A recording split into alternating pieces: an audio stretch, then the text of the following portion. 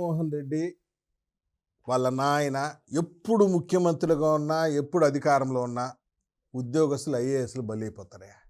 వీళ్ళు చేసే అవినీతికి, వీళ్ళు చేసే అక్రమాలకి ఉద్యోగస్తులు ఐఏఎస్లు కూడా జైలు బాట పడతారు, ఐపీఎస్లు జైలు బాట పడతారు.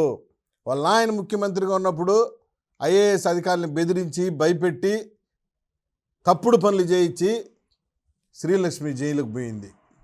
ఈయన ముఖ్యమంత్రి అయిన తర్వాత ఐపీఎస్లు సీతారామాంజనేయులు కానీ, ఆయన విశాల గున్ని కానీ, కాంతిరాణా టాటా కానీ, సంజయ్ కుమార్ కానీ వీళ్ళిద్దరూ జైలుకు పోయినారు. ఎవరెవరు? సంజయ్ కుమారు, సీతారామాంజనేయులు. తిరుమల కొండపైన జరిగినటువంటి కల్తీని వ్యవహారంలో ఐఏఎస్ అధికారి, సిన్సియర్ అధికారి అని పేరున్నటువంటి వ్యక్తి, కేంద్ర కేబినెట్ సెక్రటరీ అవ్వాల్సినటువంటి అన్ని అర్హతలు ఉన్న వ్యక్తి అనిల్ కుమార్ సింఘాల్ నువ్వు చేసిన ఏదో పనికి బలయ్యాడు. ఇంకా కూడా Balaji FA&CO, financial advisers and accounts officer, అతను బలయ్యాడు. వీళ్ళందరినీ బెదిరించి, భయపెట్టి, అదేవిధంగా 11 మంది ఉద్యోగస్తులు, టీటీడీ ఎంప్లాయీస్ 11 మంది పైన ఛార్జ్ షీటు.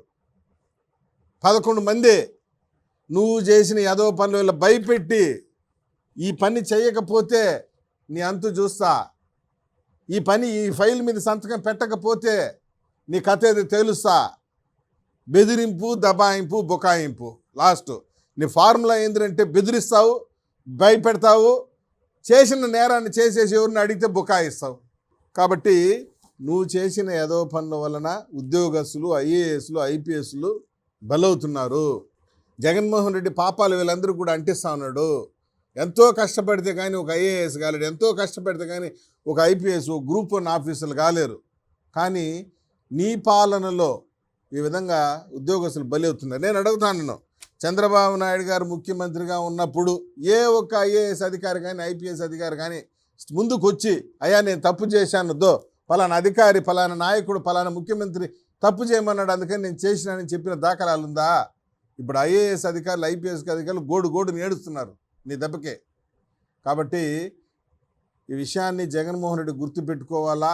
మాట్లాడితే ఒకటి చెప్తా, నేను అధికారంలోకి వస్తే మీ అంతు చూస్తానని, నువ్వు వచ్చేది లేదు, సచ్చేది లేదనే విషయాన్ని గుర్తుపెట్టుకోమని ఈ సందర్భంగా హెచ్చరిస్తున్నాను.